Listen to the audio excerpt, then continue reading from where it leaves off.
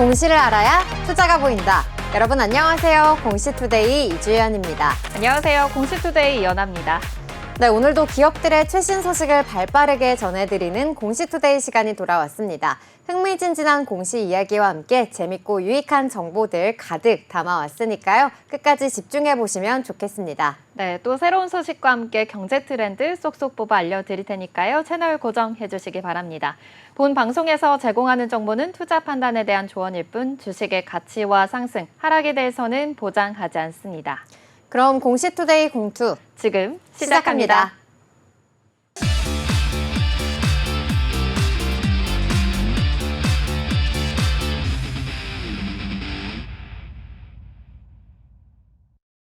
네, 그럼 먼저 한 주의 마지막 거래일인 10월 18일 금요일 12시 구간 지나가고 있는 우리 시장 흐름 먼저 체크해 보도록 하겠습니다. 간밤 미증시 3대 지수는 이 경기 연착륙에 대한 기대감이 더해지는 가운데 혼조세로 마감을 했습니다.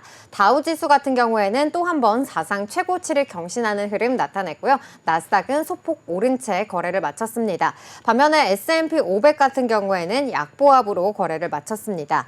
9월 소매 판매는 전월보다 0.4% 증가를 하면서 시장 예상치를 웃돌았고요. 견조한 소비 흐름을 파악할 수가 있었습니다. 또 지난주 신규 실업 수당 청구 건수는 전주 대비 19,000건 줄어든 24만 1,000건으로 집계가 되면서 노동시장의 안정성을 시사하기도 했습니다. 이로 인해서 11월 금리 동결 가능성은 또 한 번 증가하는 모습을 나타내기도 했습니다. 반도체 업종은 전일 TSMC 실적 발표에 따라서 동반 강세를 보였는데요. TSMC가 10% 가까이 오르면서 사상 최고치를 경신했고요. 또 엔비디아는 1%대 강세로 마감을 하기는 했지만은 장중에는 신고가를 경신하는 흐름 나타내기도 했습니다. 이어서 브로드컴과 마이크론 그리고 전일 급락했던 ASML도 2%대 강세를 기록했습니다. 시총 상위 종목들은 알파벳이 1.35% 하락한 것을 제외하고는 나머지 빅테크들은 보합권에서의 움직임을 나타냈습니다. 오늘 우리 시장은 이 중국 경기 지표에 좀 민감하게 반응을 할 것이다. 이러한 분석이 나왔는데요. 11시경에 발표됐던 이 중국의 3분기 성장률은 약 4.6%로 집계가 되면서 연간 성장률인 이 5%의 목표치에 좀 빨간불이 켜졌다라는 소식이 전해지기도 했습니다. 이로 인해서 좀 오늘 양시장 좀 하락한 채 움직이는 모습 나타내고 있는데요. 코스피 오늘 이 보합권에서의 움직임 나타내고 있습니다. 3거래일 연속 파란불 켜내고 있고요. 현재 구간에서는 0.46% 하락을 하면서 2,600선 밑으로 내려온 모습입니다. 2,597선 지나가고 있습니다. 다음으로 수급도 살펴보도록 하겠습니다. 네, 외국인 오늘 3거래일 연속 매도 우위를 나타내고 있는 반면에 기관은 2거래일째 사들이는 모습 나타나고 있습니다. 기관 현재 구간에서는 507억 원 물량 담아내고 있고요. 오늘 금융투자와 연기금 중심의 매수세 나타나고 있습니다. 다음으로는 시총 상위주들의 흐름도 살펴보도록 하겠습니다. 네, 오늘 반도체 투톱 함께 하락하는 모습 나타나고 있는데요. SK 하이닉스 같은 경우에는 19만 8,200원까지 오르면서 52주 신고가를 경신하기도 했는데요. 현재는 장대 음봉을 그려내면서 19만 원 선 아래로 내려온 모습입니다. 현재는 18만 8,300원 선에서 움직이는 모습이고요. 그리고 24일 실적 발표를 앞두고 이 증권가의 영업이익 전망치가 6조 원에서 7조 원으로 올라갔다는 소식이 전해지기도 했습니다. 이에 따라서 24일 실적 발표에 대해 주목을 해봐야 될 것 같고요. 이어서 오늘 이 5위까지 종목들 가운데서는 삼성 바이오로직스의 강세가 눈에 띕니다. 현재는 2%대 상승을 하면서 105만 원 선에서 움직이고 있습니다. 네, 이어서 코스닥도 살펴보겠습니다. 강보합에서 출발을 했지만 지금은 하락세로 돌아섰습니다. 1.49% 하락하면서 753포인트 지나가고 있는데요. 3거래 연속으로 내림세 이어가고 있습니다. 이어서 수급 상황도 살펴보겠습니다. 외국인과 기관 동반 매도 우위 보이고 있습니다. 특히 기관에 또 팔자세가 강하게 들어오고 있는데요. 5거래 연속으로 덜어내고 있습니다. 이어서 시가총액 상위 종목 살펴보겠습니다.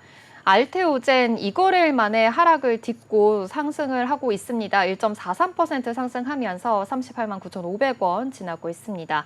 오늘 에코프로 그룹주들 장 초반에는 상승불이었는데요. 지금은 하락세로 돌아섰습니다.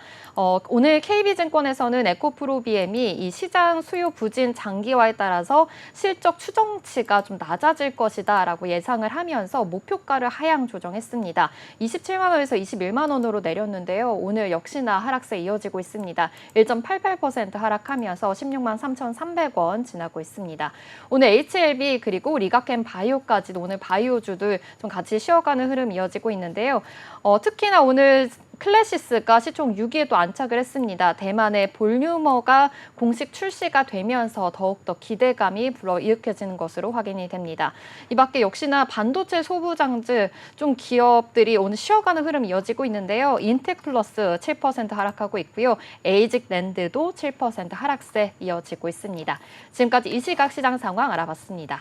네, 그럼 저희는 이어서 유가증권 시장에 올라온 공시부터 살펴보도록 하겠습니다. 네, 전일장에서 가장 중요한 이벤트라고 한다면은 이 TSMC 실적 발표를 꼽아볼 수가 있겠는데요.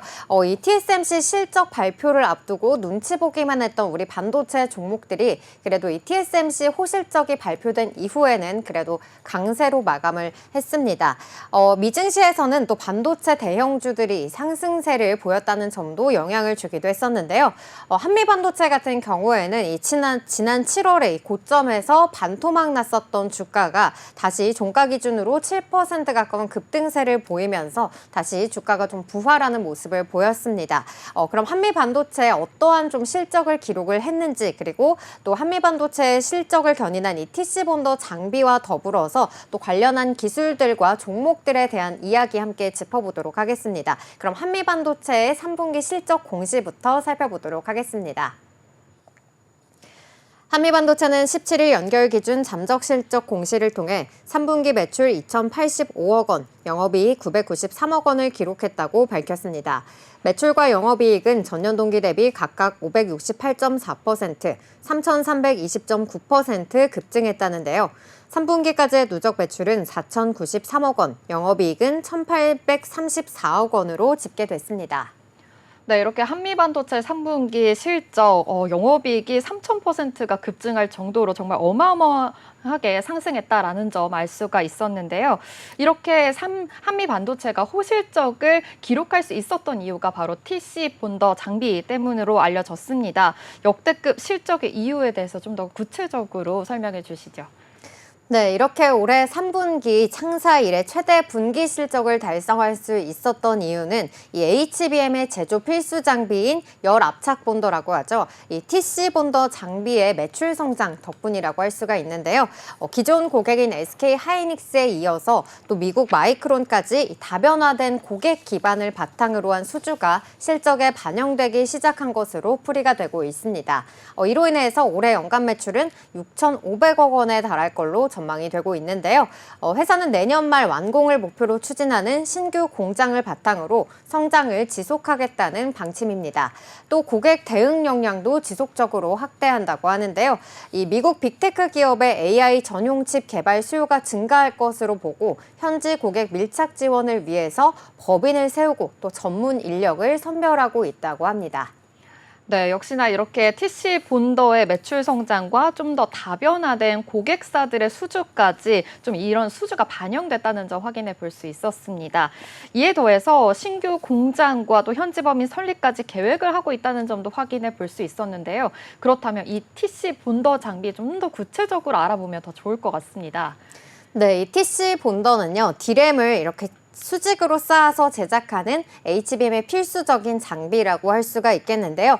TC 본더는 이 2개 이상의 웨이퍼를 하나로 결합하는 웨이퍼 본딩을 수행하는 과정이라고 할 수가 있겠습니다. 이 반도체는 이 칩이 있는 웨이퍼와 그리고 또 다른 웨이퍼를 고온과 또 압력을 이용해서 결합을 하게 되는 건데요. 이 TC 본더의 중요한 부분은 바로 이 고온과 그리고 고압 제어 그리고 정밀한 정렬 기술로 웨이퍼가 손상되지 휘발되지 않도록 온도와 압력을 정밀하게 조정해야 하는 부분이고요. 또 이 두 웨이퍼가 정확하게 맞물려야 한다는 부분입니다. 한미 반도체는 이 자체 기술로 TC 본더가 작동하는 과정에서 진동을 최소화해서 정밀도를 높였고요. 또 동시에 이 경쟁사 대비해서 4배 높은 생산성과 또 작은 장비 크기를 구현했다는 점이 특징적입니다. 네덜란드 ASMPT와 또 국내에서는 한화 인더스트리얼 솔루션즈의 자회사죠. 한화 정밀기계 등이 관련 장비 시장에 뛰어들면서 경쟁이 심화가 되고 있는데요. 한미반도체는 세계 1위 HBM 공급업체인 SK 하이닉스에 현재는 TC 본더를 독점적으로 납품하고 있습니다. 한화 정밀기계는 현재 SK 하이닉스에 이 테스트용 장비를 납품해서 검증을 하고 있다고 하지만 전일에는 또 이 퀄 테스트를 통과하지 못했다라는 소식이 전해지기도 했는데요. 이렇게 후발주자들이 좀 단기간에는 따라오기 힘들다라는 이러한 기술력을 갖추고 있으면서 품질 우위를 바탕으로 한 시장 선두를 유지하고 있습니다. 네, 또 한미반도체는 HBM4용 마일드 하이브리드 본더 등 차세대 장비 개발도 진행 중에 있다고 하는데요. 이 마일드 하이브리드 본더는 더 넓은 범위의 고성능 반도체 패키징에 적용되는 장비라고 하고요. 기존 ETC 본더보다는 더욱더 진화된 기술을 자랑한다고 합니다. 이 장비는 한미반도체가 HBM 시장에서 독점적인 지위를 유지하면서 기술력과 노하우를 더욱더 강화할 수 있게 해줄 걸로 기대되고 있습니다. 네, 지금 이렇게 마일드 하이브리드 본더에 대해서도 설명을 해주셨는데 그렇다면 이 PC 본더와의 차이점은 또 어떻게 되는 걸까요? 네, 이 마일드 하이브리드 본딩이라는 것은요, 이 플럭스리스 본딩이라는 것을 뜻합니다. 이 마일드 하이브리드 본딩은 이 한미 반도체에서 내놓은 제품명이라고 하고요. 이 장비에 대해서 좀 더 설명을 드리자면은 플럭스리스 본딩은 칩을 붙이는 과정에서 필요한 이 플럭스라는 소재를 배제한 형태라고 합니다. 플럭스는 구리와 구리를 연결했을 때 이 실온에서 형성되는 산화막을 제거해주는 송진 가루를 뜻한다고 하는데요. 칩과 칩 사이에 이 회로 기판을 연결해주는 솔더볼의 표면 장력을 낮춰서 이 구리층의 솔더가 잘 퍼지도록 하는 역할을 한다고 합니다. 이처럼 플럭스는 본딩 공정에서 중요한 역할을 하고 있지만 또 단점도 존재한다고 하는데요. 이 플럭스를 도포한 후에 또 반도체와 기판을 정렬해서 가열하는 리플로우 과정에서 가스를 배출하기 때문에 이 구멍이 발생할 수가 있게 된다고 하고요. 또 이 리플로우 공정을 거치면은 잔류물이 생긴다고 하는데요. 이를 또 제대로 청소하지 않게 된다면은 수율이 떨어지는 원인이 된다고도 합니다. 반도체 업계 관계자는 이 플럭스를 쓰게 되면은 클리닝을 해야 되는데요. 이 얇은 갭에서는 클리닝의 난이도가 높아지기 때문에 HBM의 스택 수가 올라가면 이 플럭스리스 방식을 좀 같이 보는 것이다라고 설명하기도 했습니다. 네, 이렇게 본딩 이야기 해주셨는데요. 일단 TC 본더 이야기를 좀 더 해보자면 앞서서 한화 인더스트리얼 솔루션즈가 이 한화 정밀기계 TC 본더가 어제 SK 하이닉스의 콜 테스트를 통과하지 못했다라는 소식이 전해졌습니다. 앞서서도 얘기를 해주셨지만 이렇게 TC 본더 지금 한미 반도체와 함께 한화 정밀기계 같이 좀 공유를 하고 있는 영위를 하고 있는 상황인데 굉장히 이제 콜 테스트를 통과하지 못했다는 거면 이제 주가에도 악영향을 끼칠 것 같거든요. 아무래도 주가에 대한 희비가 갈리기도 했었습니다. 좀 이거에 대한 자세한 설명도 부탁드립니다. 네, 맞습니다. 이 한화 정밀기계가 SK 하이닉스의 HBM용 TC 본더 콜 테스트에서 탈락했다라는 보도가 나오면서 어제장에서는 이 종가 기준으로 10% 이상 주가가 하락을 했는데요. 특히나 기관과 그리고 외국인의 매도세가 도드라졌습니다. 이날 기관은 한화인더 주식 약 254억 원어치를 순매도했고요. 또 외국인은 약 95억 원어치를 순매도한 걸로 나타났습니다. 이에 대해서 한화 정밀기계는 홈페이지를 통해서 즉각적으로 반박을 했는데요. 한화 정밀기계 측은 이 보도된 기사는 사실과는 전혀 다르다는 점을 밝힌다면서 현재 이 테스트는 순조롭게 진행이 되고 있고 또 검증이 완료되는 대로 납품을 할 수 있을 것으로 예상된다고 밝힌 만큼 앞으로의 콜 통과 여부 지켜봐야 될 것 같고요. 그래도 오늘 장에서는 전일의 하락폭을 좀 만회하면서 2%대 강세로 움직이고 있습니다. 이로 인해서 한미 반도체에 좀 독주 체제에 영향을 미치게 될지도 계속해서 살펴봐야 될 것 같습니다. 네, 이렇게 한화 정밀 기계 지금 콘테스트를 탈락했다라는 보도는 좀 사실이 아니다라는 반박 기사가 났다는 점 다시 한번 참고해 주시기 바랍니다. 그렇다면 한미 반도체 이렇게 한화 정밀 기계가 독점 체계를 지금 깰 수 있는 상황이 온 거잖아요. 그렇다면 또 주가가 또 흔들릴 것 같은데요. 이뿐만이 아니라 이 반도체 장비사 이 레이저셀은요, LC 본더 장비를 올해 출하하겠다라는 이야기들도 나오고 있습니다. 이 LC 본더 장비는 어떤 장비일까요? 네, 먼저 이 한미 반도체 이렇게 좀 독점 체제가 깨질 것이다라는 우려 속에서 오늘 장에서는 또 전일의 상승분을 반납하면서 8%대 하락하는 움직임을 나타내고 있는데요.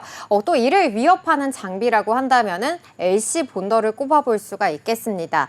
LC 본더는 레이저 압착 접합 기술을 사용해서 반도체를 패키징하는 장비인데요. 기존의 TC 본더는 각 칩을 하나하나 이렇게 열을 이용해서 접합하는 방식이라고 한다면은 TC 본더는 D램 8개에서 12개를 웨이퍼 위에 모두 올려놓고 레이저를 쏴서 한 번에 압착을 하기 때문에 TC 본더 대비해서 수율은 증가하고 또 생산 시간은 줄일 수 있다는 장점이 있다고 합니다. 이 LC 본더를 사용하게 된다면은 최대 12인치 웨이퍼를 전체를 동시에 패키징할 수 있다는 게 특징으로 꼽히고 있습니다. 또 LC 본더는 열 스트레스를 최소화한다는 점에서도 큰 강점을 가지고 있는데요. TC 본더는 칩을 아무래도 하나하나씩 개별적으로 붙이기 때문에 이 칩을 개별적으로 붙일 때마다 열을 가해서 기판이 휘어지는 워피지 현상이 발생할 수가 있는데요. LC 본더는 기판에 좀 고르게 열을 전달을 하기 때문에 이 문제를 해결할 수가 있다고 합니다. 또 LC 본더는 이 HBM 패키징뿐만 아니라 AI 시대에 중요한 이종 접합과 또 칩넷 기술에서도 활용이 될 수 있다고 하는데요. 이 첨단 반도체의 성능을 높이기 위해서 다양한 공정을 결합하는데 이 과정에서도 LC 본더의 기술이 굉장히 유용하게 사용이 될 수 있다고 합니다. 레이저셀은 인텔과는 이종 접합 분야에서 그리고 마이크론과는 HBM 패키징과 관련해서 LC 본더 공급이 진행될 것으로 보이는데요. 만약에 이 LC 본더가 글로벌 메모리 제조사들로부터 기술력을 인정받게 된다면은 LC 본더를 개발한 레이저셀이 또 제2의 한미 반도체가 될 것이다 라는 분석도 나온 바 있기도 합니다. 네, 여기까지 한미 반도체의 공시와 또 다양한 웨이퍼 본딩 장비들의 특징에 대해서도 하나하나 짚어봤습니다. 네, 다음 코스피 기업도 이렇게 한미 반도체와 마찬가지로 반도체 관련주 준비했습니다. 반도체 검사 장비 제조 및 판매하고 있는 기업 DI입니다. 이 DI가요, 후공정 테스트 장인이다라는 평도 가지고 있는데요. 먼저 이 DI는 주요 사업을 좀 살펴보겠습니다. 반도체 검사 장비 제조 및 판매 등 이 반도체 장비 사업 부문을 가지고 있고요. 또 전자파 차폐체를 제조하는 이 전자부품 사업 부문도 가지고 있습니다. 또 수처리 관련해서 환경 사업 부문과 또 음향과 영상기기 사업 부문, 2차 전지 사업 부문까지도 영위를 하고 있습니다. 이 DI가 현재 박원호 회장과 동생 박원덕 부회장이 공동 경영을 하고 있는데요. 이 박원호 회장의 장녀 박재은 상무와 또 사위 이무석 전문가가 경영에 함께 참여하고 있습니다. 여기서 놀랐던 점은요, 이 박원호 회장의 장남이 가수 싸이였습니다. 본명 박재상인데요. 이 장남 박재상은 DI 주식을 한 주도 갖고 있지 않는다는 점 확인이 됩니다. 이 DI의 주력 사업 장비도 살펴보겠습니다. 반도체 장비 사업 부문에서 이 패키지 버닝 테스터가 있습니다. 이 버닝 테스터는요, 이 높은 온도와 전압을 가해서요, 결합 여부를 좀 더 검사하는 그런 기기를 이야기하는 건데요. 반도체 공정에서 이 버닝 테스트는 아무래도 반도체의 신뢰성을 좀 보장하는 중요한 과정이니만큼 고성능 컴퓨팅, 그리고 자동차, 항공우주 등 이 신뢰성을 요구하는 분야에서 많이 활용이 되고 있습니다. 후공정 단계에서 사용이 되면서 이 반도체 칩이 이 고온과 고전압 등 극한 환경에서도 좀 정상적으로 작동을 하는지에 대해서 검증하는 데 꼭 필요한 장비라고 볼 수 있겠습니다.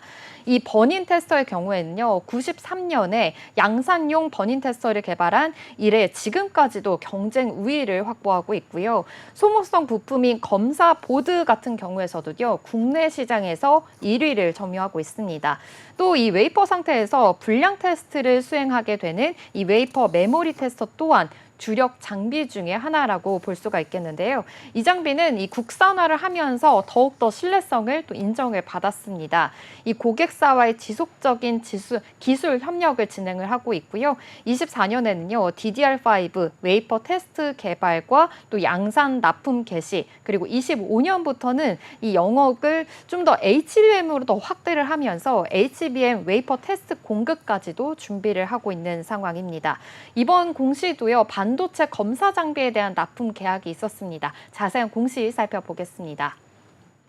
DI는 중국 소주 삼성전자 반도체와의 78억 원 규모의 반도체 검사 장비 공급 계약을 체결했다고 16일 공시했습니다. 이는 최근 매출액의 3.6% 규모로 계약 기간은 10월 15일부터 12월 31일까지입니다. 이 밖에도 삼성전자와 149억 원 규모의 DDR5용 이 반도체 검사 장비 공급 계약을 체결한 바가 있습니다. 네, DI 이렇게 현재 이 삼성전자에 꾸준히 패키징 테스터를 공급하고 있다는 점 확인을 해볼 수가 있었는데요. 또 이 자회사 같은 경우에는 SK 하이닉스에 이 장비를 공급하고 있다라는 소식이 들려왔거든요. 그렇다면 이 반도체 투톱의 또 물량을 담당을 하고 있는 거네요.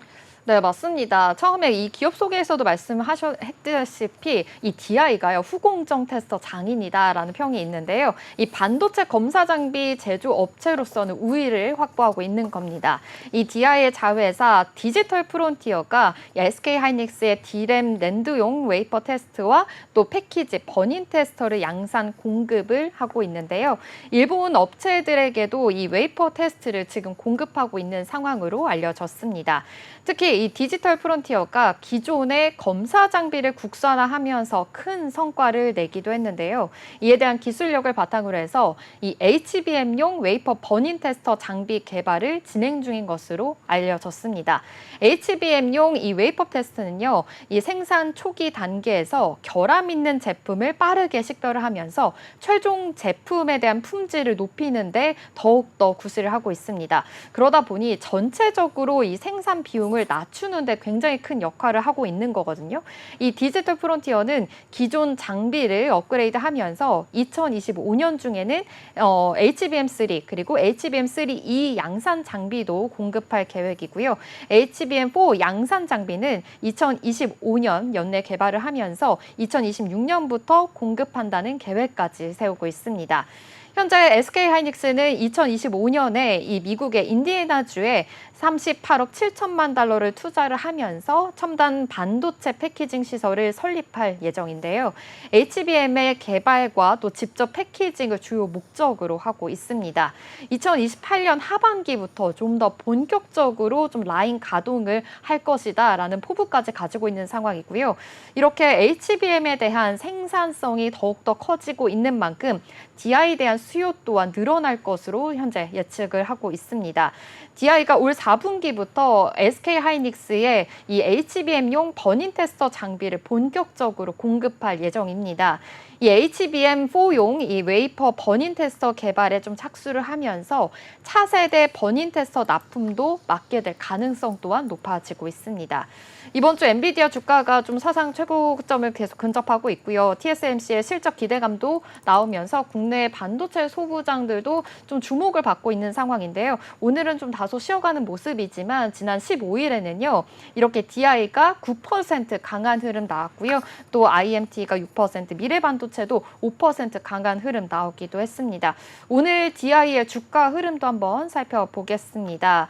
올 상반기에 이 코스피 종목 중에 주가 상승률이 가장 높은 종목으로 DI가 1위에 선정이 됐습니다. 이 DI 올해 상반기만 하더라도 354.76% 오르는 주가 흐름 이어졌거든요. 굉장히 계속해서 상승세 이어지고 있는데요. 오늘은 다소 쉬어가는 모습입니다. 어제 시간의 거래에서 또 2% 가까운 강세 흐름 보여지기도 했는데요. 이 중국의 향후 3년간 반도체 제조 장비 투자가 1,000억 달러를 넘길 것이다라는 소식이 전해지면서 시간의 거래에서 2% 상승 나오기도 했습니다. 하지만 오늘은 그 상승세가 다소 반납한 모습인데요. 4% 하락하면서 18,640원 지나고 있습니다. 네, DI 이렇게 테스트업 분야에서의 경쟁력을 강화해 나가고 있다는 모습 확인을 해볼 수가 있었는데요. 또 DI가 신사업인 ESS 시장 진출에 나섰다는 소식도 전해졌습니다. 이에 대해서 좀 자세한 이야기 부탁드릴게요. 네, 맞습니다. 이 DI가요, 2020년대 초부터 2차 전지용 장비 그리고 ESS 자체 개발 등 좀 신사업을 계속해서 추진을 해오고 있습니다. ESS 부분에서는요, 지난해 ESS 사업부를 신설을 했고요. 샘플 제작을 통해서 국내 주요 2차 전지 업체와의 제품 테스트에 돌입을 했습니다. 신사업 ESS 시장 진출을 지금 목전에 둔 상황인데요. 국내 주요 고객사와의 테스트를 통과하면서 하반기에는 이렇게 제품 양산을 준비 중인 것으로 알려졌습니다. 연간 공급 물량에 대해서는 밝혀진 바는 없지만 이 업계에서는 첫 수주 물량이 100억에서 200억 가량으로 좀 더 많을 것이다라고 예측을 하고 있는 상황입니다. 이 DI 역시 양산을 위한 설비 도입도 준비하고 있는 것으로 알려졌고요. 전 세계 ES 시장이 굉장히 커져가고 있습니다. 2021년에서 2030년까지 연평균 지금 30%의 성장률을 보이고 있는 만큼 이 DI에 대한 ESS 시장률도 더 높아질 것으로 전망하고 있습니다. 네, 요즘에 굉장히 많은 기업들이 또 이 ESS 분야에 뛰어들고 있다는 점 확인이 되고 있는데요. 또 이 DI가 HBM에 대한 훈풍을 그래도 계속해서 좀 이어가는 모습이 나왔습니다. 그렇다면 지금까지의 실적도 좀 잘 나왔을 것 같은데요. 실적 또 어떻게 나왔는지 그리고 앞으로의 전망도 궁금한데요. 네, 먼저 올해 2분기 연결 기준 살펴보겠습니다. 매출액이 461억에서 이 영업이익이 9억 원을 기록을 했는데요. 전분기 대비해서 이 매출액이 33% 상승했고요. 영업이익이 흑자 전환했습니다. 그런데 조금 더 크게 이 상반기 실적을 살펴보자면요. 매출액이 808억 원, 영업 손실이 났습니다. 8억 원, 그리고 당기 순손실이 22억 원을 기록을 했는데요. 2023년 같은 기간에 비교했을 때 이 매출이 22% 감소했고요. 영업이익과 당기순이익도 113%, 150% 큰 폭으로 감소한 상황입니다. HBM에 대한 수요가 기대가 있지만 이와 다르게 좀 실적이 저조한 편이다라고 볼 수가 있겠는데 이 실적 악화에 대한 이유를 보니까요. 국내 메모리 업체들의 투자 축소와 지연 때문이다라고 보고 있습니다. DI 측에서는 영업이익 감소는 매출액 감소 요인과 고물가 지속으로 인한 이 고정비 상승이 주된 요인이다라고 꼽히고 있고요. 단기 순이익의 감소 또한 일시적인 요인이다라고 설명하고 있습니다. KB증권에서는 SK하이닉스의 수혜에 따라 또 DI에 대한 긍정적인 시각을 보이기도 했습니다. SK하이닉스가 이 미국의 인디애나주 투자뿐만이 아니라 국내 용인과 청주에도 대규모 투자가 계획되어 있는 만큼 계속해서 D램과 또 HBM 생산의 핵심 기지가 될 것이다라고 예상을 하고 있는데요. 이에 따라서 DI에 대한 또한 그 수주가 계속해서 이루어질 것이다라고 긍정적인 시각을 내놨습니다. DI가 HBM과 D램, 랜드 패키징 분야에서 지속적으로 성장할 수 있는 이 견고한 기반이 될 것이다라고 예측했습니다. 지금까지 DI에 대해서 알아봤습니다. 네, 그럼 저희는 지금까지 살펴본 기업들에 대한 공시 요약해 보도록 하겠습니다. 한미반도체 공시 요약입니다. 한미반도체는 17일 연결 기준 잠정 실적 공시를 통해 3분기 매출 2,085억 원, 영업이익은 993억 원을 기록했다고 밝혔습니다. 매출과 영업이익은 전년 동기 대비 각각 568.4%, 3,320.9% 급증했다는데요. 3분기까지의 누적 매출은 4,093억 원, 영업이익은 1,834억 원으로 집계됐습니다. 이렇게 올해 3분기 창사 이래 최대 분기 실적을 달성할 수 있었던 이유는 HBM 제조 필수 장비인 TC본더의 매출 성장 덕분이었는데요. 기존 고객인 SK하이닉스에 이어 미국 마이크론까지 다변화된 고객 기반을 바탕으로 한 수주가 실적에 반영되기 시작한 것으로 풀이되고 있습니다. 이로 인해 올해 연간 매출은 6,500억 원에 달할 걸로 전망되고 있는데요. 회사는 내년 말 완공을 목표로 추진하는 신규 공장을 바탕으로 성장을 지속한다는 방침입니다. 또 한미반도체는 HBM4용 마일드 하이브리드 본더 등 차세대 장비 개발도 나서면서 HBM 시장에서 독점적 지위를 유지하기 위한 기술력을 강화해 나가고 있습니다. DI 공시 요약입니다. 중국 소주 삼성전자 반도체와 78억 원 규모의 반도체 검사 장비 공급 계약을 체결했다고 공시했습니다. 이는 최근 매출액의 3.6% 규모로 계약 기간은 10월 15일부터 12월 31일까지입니다. DI 자회사 디지털 프론티어는 SK하이닉스의 D램, 랜드용 웨이퍼 테스트와 패키지 버닝 테스터를 양산 공급하고 있습니다. 특히 디지털 프론티어가 기존의 검사 장비를 국산화하면서 큰 성과를 내기도 했는데요. 이에 대한 기술력을 바탕으로 HBM용 웨이퍼 버닝 테스터 장비 개발을 진행 중입니다. KB증권에서는 SK하이닉스에 대한 수혜에 긍정적인 시각을 보이고 있습니다. DI가 HBM과 D램, 랜드 패키징 분야에서 지속적으로 성장할 수 있는 견고한 기반이 될 것이라고 전망했습니다. 네, 그럼 저희는 이어서 코스닥 시장에 올라온 공시도 살펴보도록 하겠습니다. 네, 최근에 우리나라뿐만 아니라 중국과 대만, 그리고 러시아, 우크라이나, 또 중동까지 이렇게 지정학적 리스크가 고조가 되고 있습니다. 이로 인해서 전 세계에서는 또 국방비를 증가하고 또 무기 체계를 미리 확보하려는 움직임들이 나타나고 있는데요. 또 트럼프 당선 시에는 이 방산 업종에 대한 수혜가 예상이 된다고 합니다. 현재 실제로 미국에서는 또 트럼프 당선 가능성이 높아지면서 트럼프 트레이드가 나타나는 모습도 보여지고 있는데요. 이 가운데서 이 빅텍이 또 하나 시스템과의 공급 계약을 체결했다라는 공시가 전해지기도 했습니다. 그럼 먼저 공시부터 살펴보도록 하겠습니다. 빅텍은 한화 시스템과 약 122억 원 규모의 K2 전차 피아 식별기 4차 양산 계약을 체결했다고 지난 17일 공시했습니다. 이 계약은 빅텍의 지난해 매출액의 22.24%에 해당하며 계약 기간은 2024년 10월 17일부터 2028년 3월 29일까지입니다. 네, 빅텍 지난달에도 사실 저희 공시투데이에서 하나 시스템과의 공급 계약 소식도 전해드리기도 했었잖아요. 이렇게 계속해서 방산 분야에서 수주 소식 이어지고 있습니다. 지난 2일부터 6일까지 또 국제방위산업전시회 2024가 열렸었는데요. 빅텍 여기에 참가를 하면서 제품들을 많이 선보이기도 했습니다. 여기에 어떤 제품들을 좀 공개했는지도 좀 궁금합니다.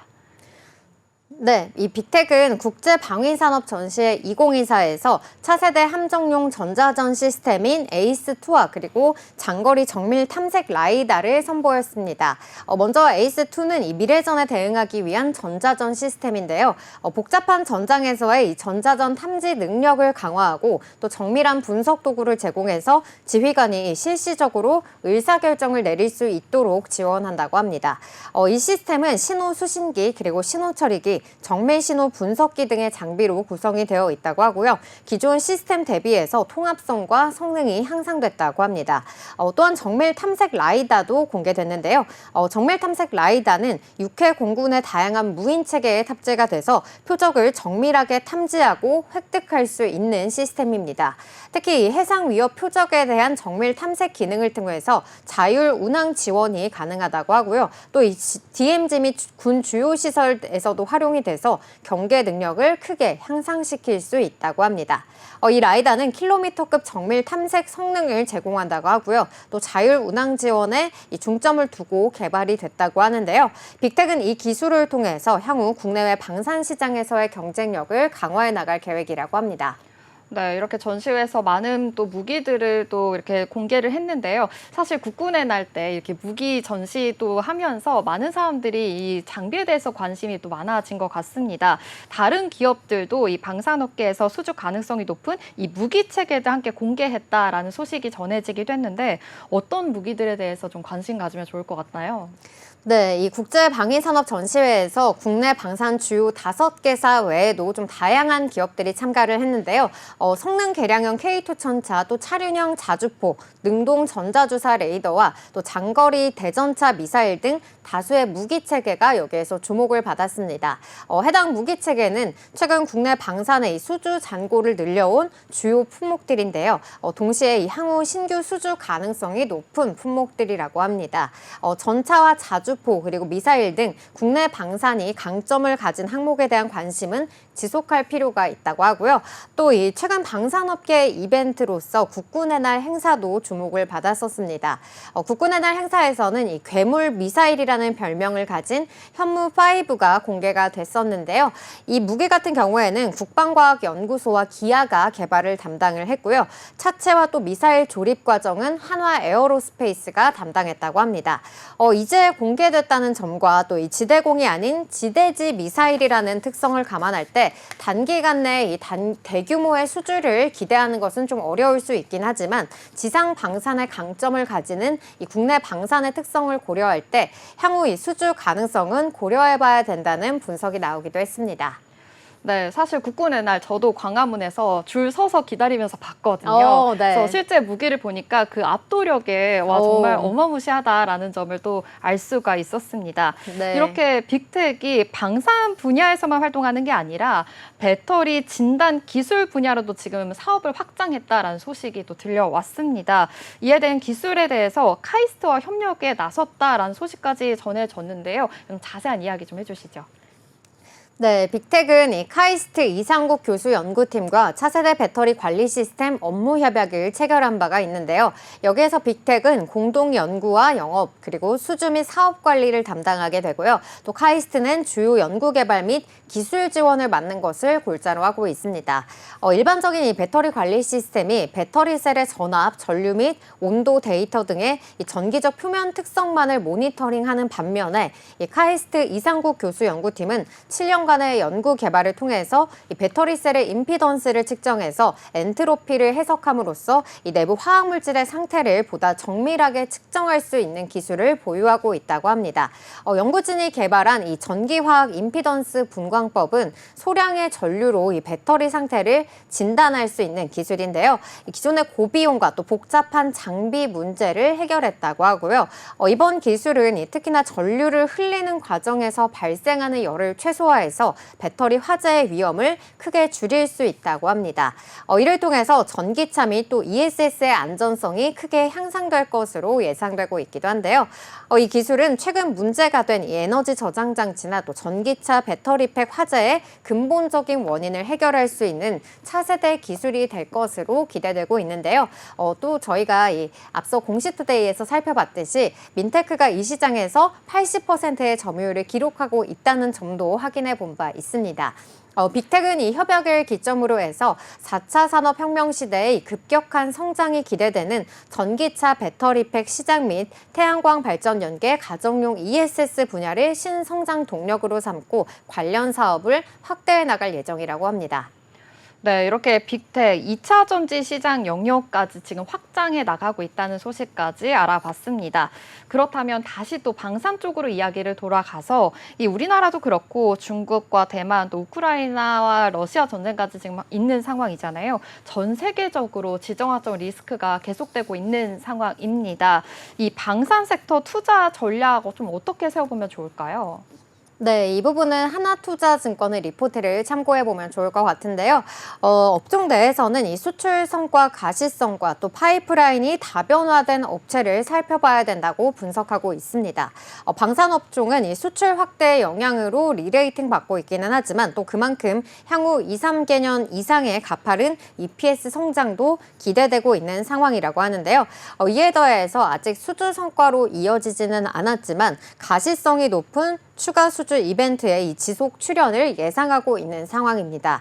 따라서 주요 분쟁 지역의 레퍼런스를 확보하고 또 제품 파이프라인이 다변화된 업체들이 유리할 것으로 전망이 되고 있는데요. 중기적으로는 내수 개발 성과를 바탕으로 수출 경쟁력을 확보할 수 있는 업체들이 부각받을 걸로 예상되고 있습니다. 또 장기적으로는 현지 거점 확보 및 또 기존의 이 주력 무기 체계 이외에 신성장 동력을 확보하고 있는 기업들에도 주목을 해봐야 된다고 하는데요.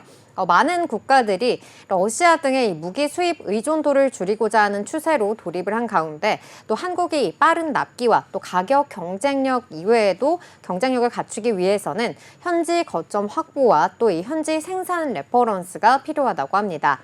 이는 산업 특성상 자립화 요구가 강한 데 비해서 또 그만큼 기술 이전도 제한적인 시장이라고 하기 때문입니다.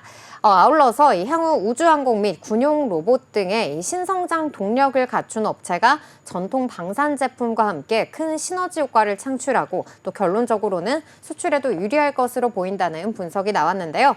하나투자증권에 따르면은 대공 방어 수요가 높은 중동에서 이 지정학적 리스크가 확대되고 있다는 점과 또 천궁2뿐만 아니라 이 비공을 통한 미국 시장 진출 그리고 GRC 인수를 통한 타겟 시장 확대 등 다양한 중장기 성장 동력을 확보했다면서 최선호주로는 LIG 넥스원을 제시하기도 했고요. 또 차선호주로는 가장 다변화된 수출 파이프라인 발생 가능성을 보유하고 있는 한화 에어로스페이스를 제시하기도 했습니다. 네, 이렇게 하나투자증권의 리포트를 바탕으로 방산 대표 종목들에 대한 투자는 유효하다고 볼 수가 있겠습니다. 네, 여기까지 빅텍 관련 공시와 더불어서 또 방산 관련 소식들, 투자 전략까지 짚어봤습니다. 네, 다음 코스닥 기업도 알아보겠습니다.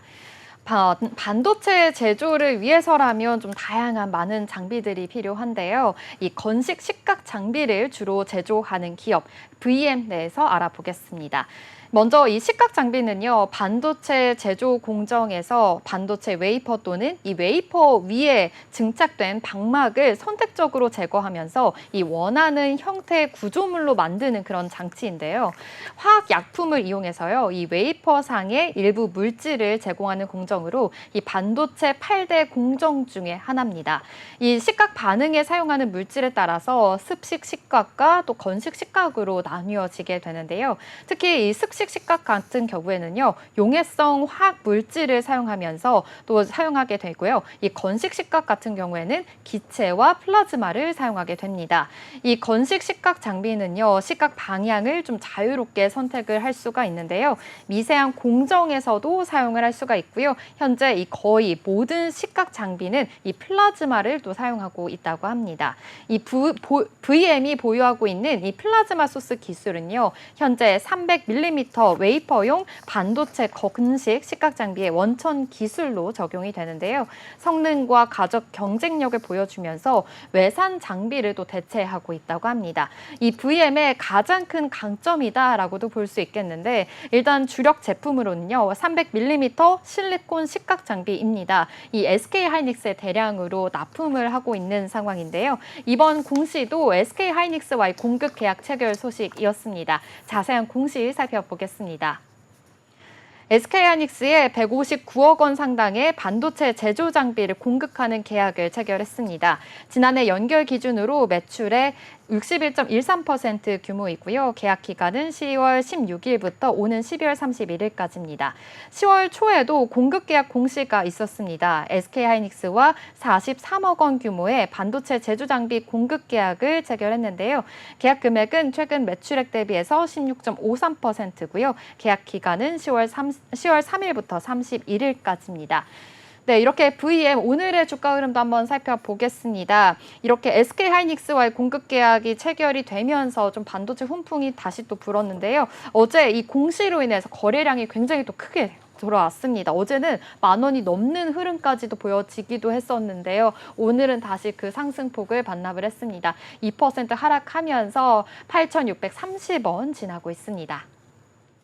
네, VM이 이렇게 식각 장비와 관련해서 또 차세대 제품 연구 개발도 이어가고 있다라는 소식이 전해지기도 했는데요. 어떠한 제품을 개발하고 있는 걸까요? 네, 먼저 이 VM은요, 이 차세대 제품 연구 개발 중에 이 극저온 식각 장비가 대표적입니다. 기존 식각 공정은요, 영상 0도에서 30도의 온도에서 이루어지게 되는데요. 고성능 반도체로 갈수록 좀 더 미세하고 깊이 있게 식각을 해야 되는데, 이를 위해서는요, 영하로 온도를 낮춰서 해야 하는 그런 방식을 좀 채택을 하고 있습니다. 영하로 가게 되면 식각가스가 좀 응결이 되면서 이온 투입 속도가 빨라지게 되고요. 균일도도 높아지는 것으로 전해졌는데요. 여기에서 등장한 개념이 바로 극저온 식각입니다. 램 리서치와 TL은 이 주요 반도체 제조사와 함께 이 설비 시스템, 이 테스트를 계속해서 진행 중인 것으로 또 파악이 됐습니다. VM도 이 식각 후발주자로서 극저온 식각 제품을 준비를 하고 있는데요. 이미 2세대 폴리실리콘 식각 장비에서 이 극저온 칠러를 사용한 이 모델을 구현한 바가 있습니다. 있습니다. 이를 토대로 해서 이 극저온 시각장비 개발에 지금 현재 박차를 가하고 있는 것으로 알려졌습니다. 또한 VM은요, 원자층 시각 그리고 원자층 증착 장비 등 이 포트폴리오를 포함하고 있는 것으로 계획이 되고 있습니다. 기존 시각과 또 증착 대비해서 초미세 공정을 구현할 수 있고요. 또 반도체와 디스플레이 수명 그리고 성능까지 향상을 시키는 좀 더 크게 기여하는 것으로도 또 포착을 해볼 수가 있었습니다. 근데 하지만 아직은 좀 난도가 높기 때문에 적극적으로 활용되지 못하고 있다는 점도 파악해 보시기 바랍니다. 네, VM 이렇게 시각 장비에서 포트폴리오를 강화해 나가고 있다는 점 살펴볼 수가 있었는데요. 그렇다고 한다면은 또 이 VM에 대한 투자 포인트도 궁금하신 분들 계실 것 같아요. 투자 포인트도 어떤 걸 짚어보면 좋을까요? 네, 투자 포인트 4개 짚어보겠습니다. 먼저 첫 번째 투자 포인트는요, 말씀해 주신 대로 이렇게 HBM 수요에 따른 고객사의 투자 확대입니다. 이 VM의 대표 고객사가 SK하이닉스이니만큼 이 HBM에 대한 수요가 급증하면서 이 전환 투자가 계속해서 이루어지고 있는 상황입니다. 아무래도 시각 장비 수요가 점진적으로 회복이 될 것으로 예상이 되고요. 또 2025년에는 이 적극적인 투자도 진행될 가능성도 큽니다. SK하이닉스가 청주에 이 공사를 시작하면서 2025년 안에 양산을 시작할 계획으로 좀 나와 있고요. 장비 투자도 순차적으로 좀 진행을 하면서 장기적으로는 총 20조 원 이상의 투자를 집행하고 생산 기반도 확충해 나갈 것으로 예상을 하고 있습니다. 그럼 두 번째 투자 포인트도 살펴보겠습니다. 우리나라의 시각장비 공급 업체가 5개뿐입니다. 그러다 보니까 이 시장 규모 대비해서 시각 장비를 공급할 수 있는 업체가 제한적이다라고 볼 수가 있겠는데요. VM이 국내 유일의 이 건식 시각 장비 업체이니만큼 더욱더 또 주목을 받고 있고요. 다양한 원천 기술 또한 또 보유하고 있다는 점도 확인해 보시면 좋을 것 같습니다. 또 세 번째 투자 포인트는요, 플라즈마 소스 기술을 말할 수가 있겠습니다. 처음 기업 소개에서도 언급했듯이 이 현재 300mm 웨이퍼용 이 반도체 건식 시각 장비의 원천 기술을 이용해서요, 외산 장비를 대체를 하고 있습니다. 고객사의 투자 수요가 증가하고 있고요. 공급 업체는 좀 독과점되어 있어서 빠르게 영업 환경이 개선될 것으로 예상을 하고 있습니다. 그러다 보니 올해 이제 흑자 전환에도 더욱더 기대가 되는 있는 그런 상황입니다. 마지막으로 네 번째 투자 포인트도 살펴보겠습니다. 신규 고객 확보에 지금 총력을 기울이고 있습니다. 단순히 고객군을 확대하는 것 이외에도 시스템 반도체 시장 진입과 또 해외 공략 본격화를 계속해서 해나가고 있는 상황인데요. 중장기적으로는요, 또 다른 글로벌 기업과의 접점을 만들 계기까지 또 사용하고 있다는 점도 확인이 됩니다. 해당 고객 입장에서는 협력사를 좀 추가를 하면서 단가 협상에서도 유리한 고지를 접점할 수 있다라는 점을 알 수가 있겠고요. 기존에는 좀 압도적인 지위를 가진 장비사들이라 이 가격 경쟁력을 확보하기엔 좀 어려웠지만 VM이 가세하게 되면 일정 부분 판가를 낮출 수 있다라는 가능성 또한 높아지고 있습니다. 또 시각 설비 조달 안정성 또한 높이는 요소까지도 될 수 있다는 점도 파악해 보시기 바랍니다. 지금까지 VM에 대해서 알아봤습니다. 네, 그럼 저희는 지금까지 살펴본 기업들에 대한 공시 요약해 보도록 하겠습니다. 빅텍의 공시 요약입니다. 빅텍은 한화시스템과 약 122억 원 규모의 K2전차 PR 식별기 4차 양산 계약을 체결했다고 지난 17일 공시했습니다. 이 계약은 빅텍의 지난해 매출액의 22.24%에 해당하며 계약 기간은 2024년 10월 17일부터 2028년 3월 29일까지입니다. 한편 빅텍은 지난 2일에서 6일까지 열린 국제방위산업전시회 2024에서 차세대 함정용 전자전 시스템인 에이스2와 장거리 정밀 탐색 라이다를 선보이며 방산시장에서의 경쟁력을 강화하겠다는 의지를 표출했고요. 또 카이스트와의 차세대 BMS 업무 협약으로 급격한 성장이 기대되는 전기차 배터리팩 시장 및 태양광 발전 연계 가정용 ESS 분야를 신성장 동력으로 삼고 관련 사업을 확대해 나갈 예정이라고 밝히기도 했습니다. VM 공시 요약입니다. SK하이닉스에 159억 원 상당의 반도체 제조 장비를 공급하는 계약을 체결했습니다. 지난해 연결 기준으로 매출의 61.13% 규모이며 계약 기간은 10월 16일부터 오는 12월 31일까지입니다. VM은 차세대 제품 연구 개발로 극저온 식각 제품을 준비하고 있습니다. 이미 2세대 폴리실리콘 식각 장비에서 극저온 칠러를 적용한 모델을 구현한 바가 있습니다. 이를 토대로 극저온 식각 장비 개발에 박차를 가할 것으로 관측됩니다. 유한타증권이 VM이 내년부터 본격 성장을 시작할 것으로 판단했습니다. 투자 의견 매수로 정했고요. 목표 주가는 4만 원으로 정했습니다. VM은 주격 고객사의 고대 역폭 메모리 경쟁력 강화에 힘입어서 올해 흑자 전환을 달성하고 2025년 성장 궤도에 진입하면서 2026년에는 사상 최대 실적을 갱신할 것이라고 말했습니다. 네, 오늘 준비한 공시투데이는 여기까지입니다. 오늘 전해드린 기업 공시와 소식들 여러분의 투자에 도움이 되셨으면 좋겠고요. 저희는 다음 주 더욱더 알찬 내용으로 찾아뵙도록 하겠습니다. 네, 공시투데이 다시 보기는 네이버와 유튜브 채널을 통해 가능합니다. 본 방송에서 제공하는 정보는 투자 판단에 대한 조언일 뿐 주식의 가치의 상승, 하락을 보장하지 않습니다. 네, 그럼 오늘도 성공 투자에 한 걸음 더 나아가시길 바라면서 공시투데이는 다음 주 월요일 12시에 계속됩니다. 시청해주신 여러분 고맙습니다.